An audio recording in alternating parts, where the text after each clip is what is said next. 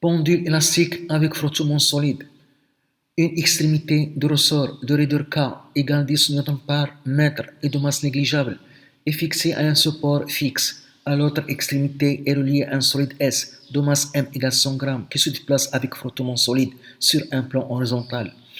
On écarte le solide de la distance A positif de sa position d'équilibre O, origine de l'axe OX, et on le lâche sans vitesse initiale à t égale à 0. Les deux composants tangentiels et normales de la réaction R exercées par le plan sont liés par la relation RT est égal mu fois Rn. Mu égale 0,25 et le coefficient de frottement solide. On donne G égale 10 mètres par seconde au carré. 1. Montrer que le mouvement du solide n'est possible que si A est supérieur à mu fois M fois G sur K. 2. En utilisant l'étude dynamique, établir l'équation différentielle satisfaite par x de t. 3. La solution de l'équation différentielle est de la forme x de t est égal à fois cosinus de puissance grand T fois t plus b entre parenthèses plus c. Déterminer l'expression de la période t de mouvement et de la constante c et calculer leur valeur. 4. Trouver l'expression de l'amplitude A et la valeur de la phase initiale B en utilisant les conditions initiales pour t compris entre 0 et t sur 2. 1. Le mouvement du solide.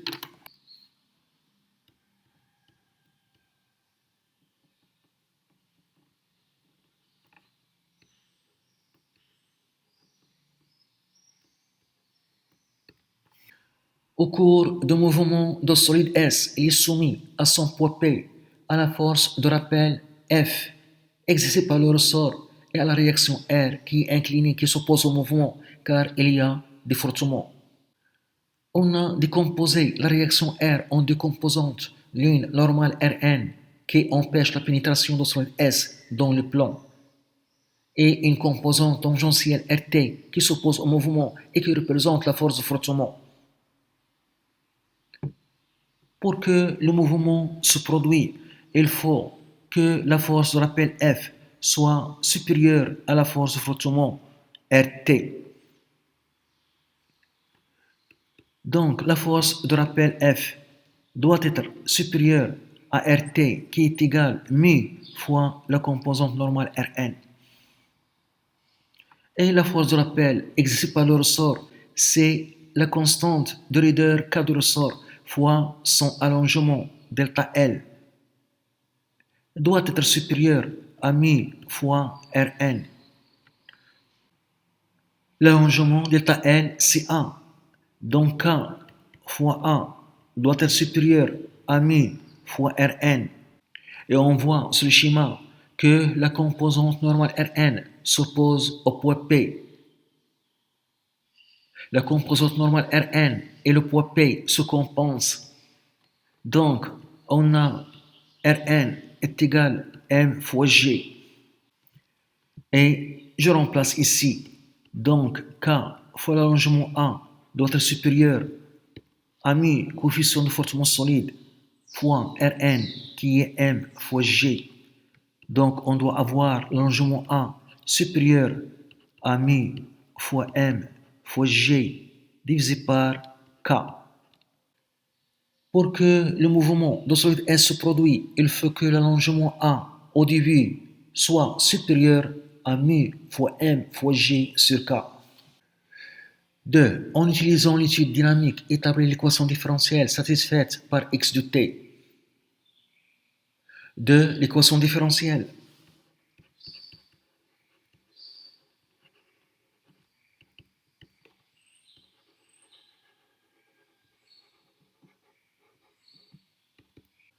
On utilise l'étude dynamique en appliquant la deuxième loi de Newton. On a donc la somme des forces extérieures appliquées est égale à la masse de solide S fois l'accélération de son centre d'inertie hg. La somme des forces appliquées, il y a le poids P plus la réaction R qui a été décomposée en deux composantes, l'une normale Rn et l'autre tangentielle RT qui représente la force de frottement qui s'oppose au mouvement, plus la force de rappel F exercée par le ressort Cette somme est égale à la masse du corps de solide S fois l'accélération de son centre inertie G. On écrit donc P. La réaction R, c'est Rn plus Rt plus la force de rappel F est égale à la masse M fois l'accélération G. Et on projette cette équation vectorielle sur l'axe OX. On écrit donc par projection Px plus Rnx plus Rtx plus Fx est égal à Max. La coordonnée Px est obtenue par projection de vecteur force P sur l'axe OX. Le vecteur force P est perpendiculaire à l'axe OX, donc la projection donne 0. Donc Px est égal à 0. Plus la coordonnée Rnx est obtenue par projection de la composante Rn sur l'axe OX. La composante Rn est perpendiculaire à l'axe X. La projection donne 0. Plus la coordonnée Rtx est obtenue par projection de la composante tangentielle Rt qui représente la force de frottement sur l'axe OX. La projection donne toute la longueur. Et on voit que la composante Rt et I ont le même sens. Donc la coordonnée Rtx est positive, donc c'est Rt. Plus la coordonnée Fx est obtenue par projection de la force de rappel F exercée par le ressort sur l'axe OX. La projection donne toute la longueur, mais le vecteur force F et I ont des sens opposés, donc la coordonnée Fx est négative, donc c'est moins F. Est égale la masse de solide S fois l'accélération G de son centre d'inertie X de point. Rtx, c'est mu fois Rn, moins F. F, c'est K fois l'allongement delta L. À un instant T, on a l'allongement delta L, c'est X. Donc, fois X est égal à la masse de solide S fois l'accélération X de point. On a dit que Rn, c'est M fois G est égal à M X de point plus K fois X. Je divise les deux membres par la masse M et je commence par l'accélération X de point plus K sur M fois X est égal à mu fois G. C'est l'équation différentielle demandée. 3. La solution de l'équation différentielle est de la forme x de t est égal à 1 fois cosinus de p sur grand T fois t plus b entre parenthèses plus c. Détermine l'expression de la période t de mouvement et la constante c et calculer leur valeur. 3. La période t et la constante c.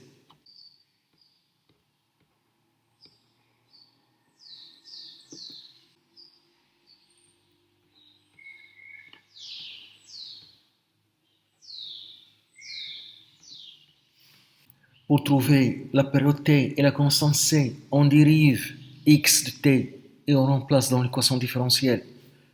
On a x de t est égal à 1 fois cosinus de pi sur la période t fois le temps t plus b plus c.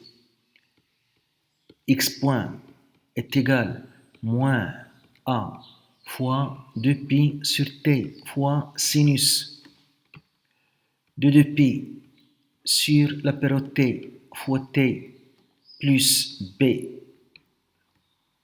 La dérivée de la constante est égale à 0.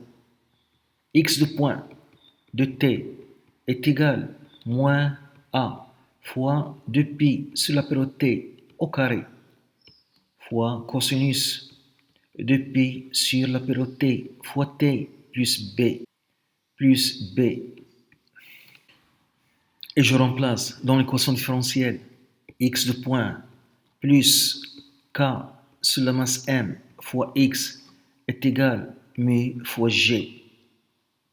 Donc moins a fois 2pi sur la période t au carré fois cosinus de pi sur la période t fois t plus b,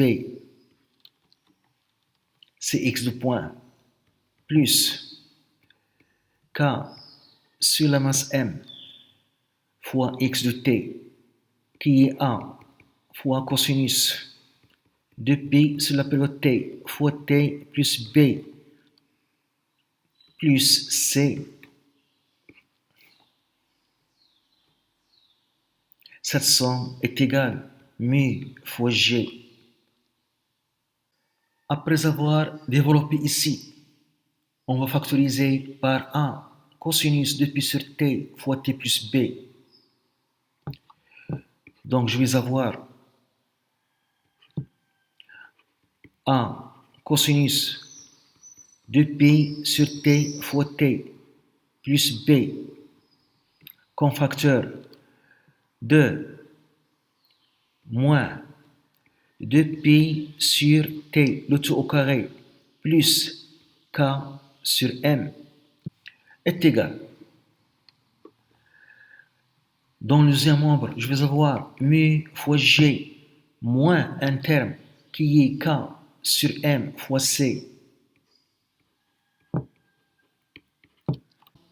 On remarque que dans le premier membre, il y a le temps t, donc le premier membre varie, alors que le deuxième membre est constant. On ne peut pas avoir une équation de cette façon. C'est pourquoi on dit, pour que cette équation soit vérifiée, quel que soit t, il faut que ce qui est entre parenthèses égale à 0 et le deuxième membre égale à 0 pour avoir 0 égale 0. On écrit donc, pour que cette équation soit vérifiée, quel que soit t, moins 2pi sur t au carré plus k sur m est égal à 0 et mu fois g moins k sur m fois c est égal à 0.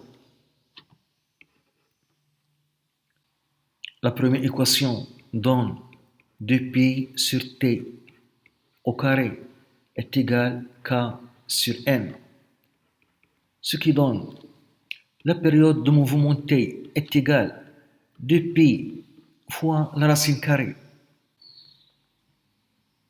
de la masse m sur k. Et la deuxième équation donne la constante c qui est égale à mu fois m fois g sur la constante du leader k. Application numérique, la période de mouvement t est égale à 2pi fois la racine carrée de la masse m qui est égale à 100 grammes en kilogrammes fois 10 puissance 3 divisé par k qui est égal à 10 newtons par mètre. On trouve 0,628 secondes. Et la constante c est égale à mu 0,25. La masse m 100 grammes en kilogrammes fois 10 puissance 3 G10 divisé par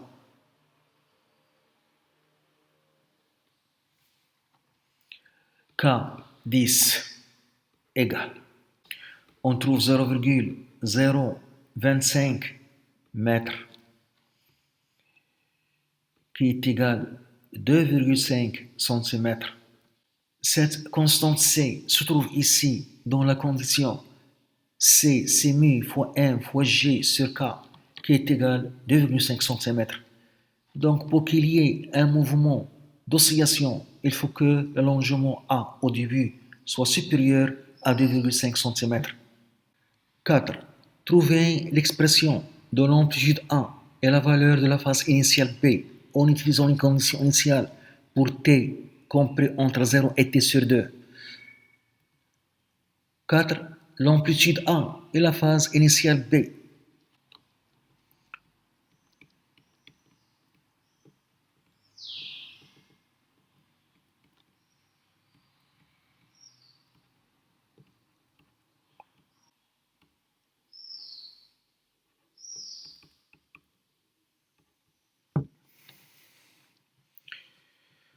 Pour trouver l'amplitude A et la phase initiale B, on utilise les conditions initiales à t égale à 0. On a la solution x de t est égal à fois cosinus de pi sur la période grand T fois t plus b plus c.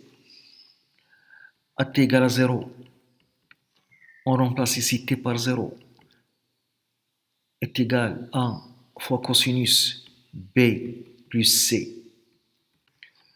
Donc, a fois cosinus b est égal à moins c, qui est égal à moins l'expression de c, c'est mu fois m fois g sur la constante de Ryders k du ressort. On a deux inconnus, a et b, il faut deux équations. La deuxième équation, c'est la deuxième condition initiale pour la vitesse. On a lâché le solide sans vitesse initiale.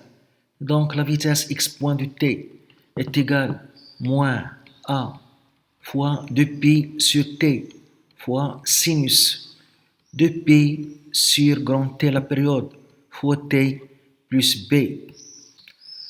La dérivée de c, la constante, est égale à 0. A t égale à 0, x point a t égale à 0 est égal à moins a fois 2pi sur t fois sinus b, qui est égal à 0. Donc, sinus b est égal à 0. Ce qui donne b est égal à 0 ou bien b est égal à pi radian.